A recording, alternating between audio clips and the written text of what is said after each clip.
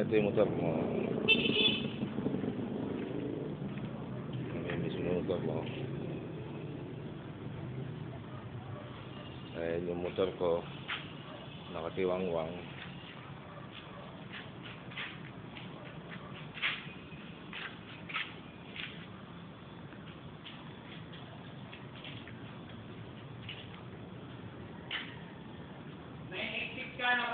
Ah.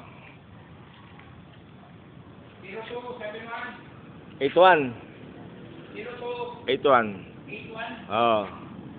Ito yung bahay. Ayan. Ito na yung pinagawa ko. Ayan. Ayan yung tangke. Ayan yung pinagawa ko. Ayan yung hugasan ng mga kamay. Ayan yung banyo. Ayan yung tangke sa taas. Ayan. Ayan yung puno ng mangga.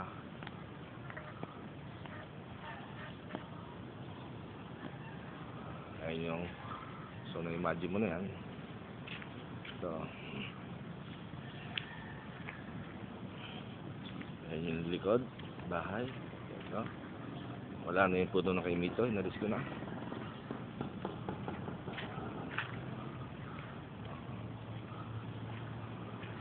Ayan yung kulungan ni Rob Brown.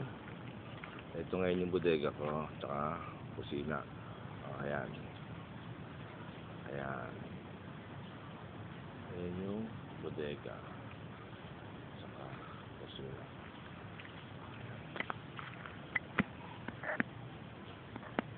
Ayan. Nakakita ko gano'ng kalaki yan. O. Ayan. Imagine mo gano'ng kalaki.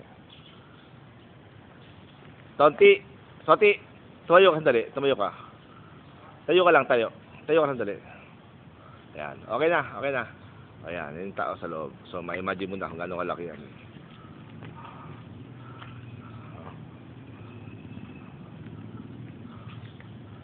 Ayan, malapit ako sa ayan yung pinakasahig, naka-tiles yan. Tiles yan. Ayan yung ayan. Ito yung hugasan ng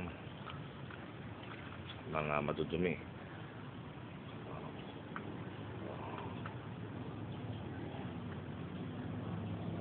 Okay. Ito yung tangke. So, ina-imagine mo na kung nasa banda ito. Ito yung nakita mo yung cabinet, naka-ano yan, naka-angsal yan. Nakita mo makintab yan. Angsal ang ginamit na ano yan.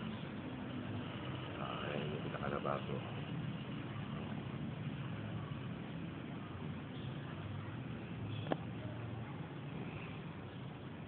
Ayan. Ayan yung kanto, yung saka ng TV.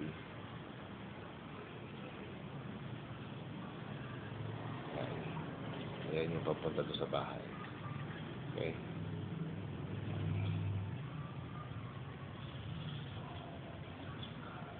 Ito yung banyo. Hindi pa nagagawa. Wala pang kapos pa.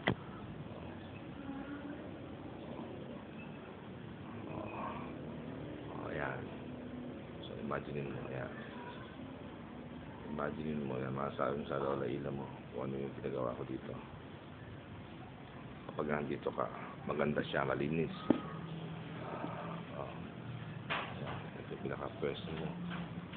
Yung sa head yung tiles. Naka-tiles siya sa head. Ayan yung shop. Okay? Ito yung may electric pan tayo nakabitin. Ayan. May electric pan.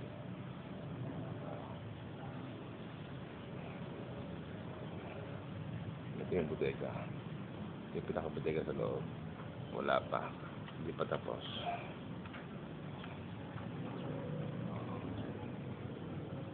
Malaki siya. Wala pa siyang pinto. Ayun yung likod.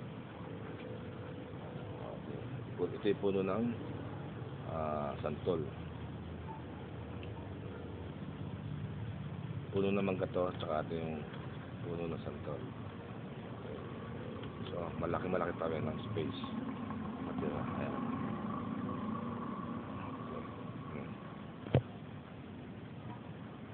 Okay, pakita mo sa lola ilam yan.